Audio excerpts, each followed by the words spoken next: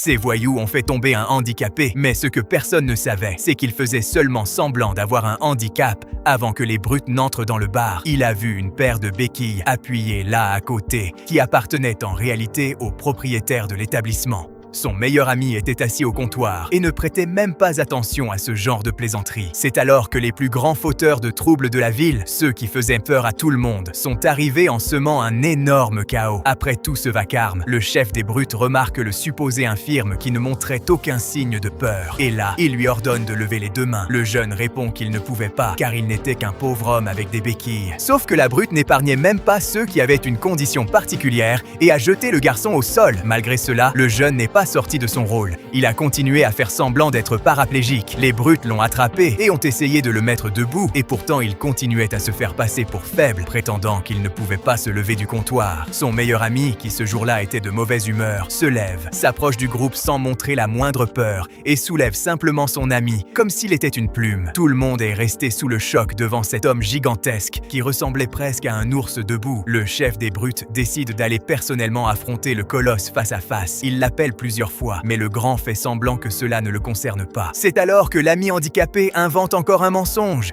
Il dit que le géant est sourd et muet. La brute, méfiante, tire un coup de feu en l'air pour tester. Le grand ne sursaute même pas. Tout le monde croit que dans ce bar, il y avait un sourd et deux hommes qui ne marchaient pas. Ils pensent qu'ils vont facilement s'amuser de la situation. Alors la brute écrase fortement le pied du géant, qui ne réagit pas, mais se tourne lentement, entrant dans le jeu de la mise en scène avec son ami. Il commence à faire des gestes avec la main, comme s'il essayait de communiquer. Son ami entre dans le jeu et dit qu'il va traduire ce que le muet est en train de dire. Après avoir interprété les gestes, il lâche. Le géant veut régler ça en tête-à-tête, et avant que la brute ne demande si c'était vrai,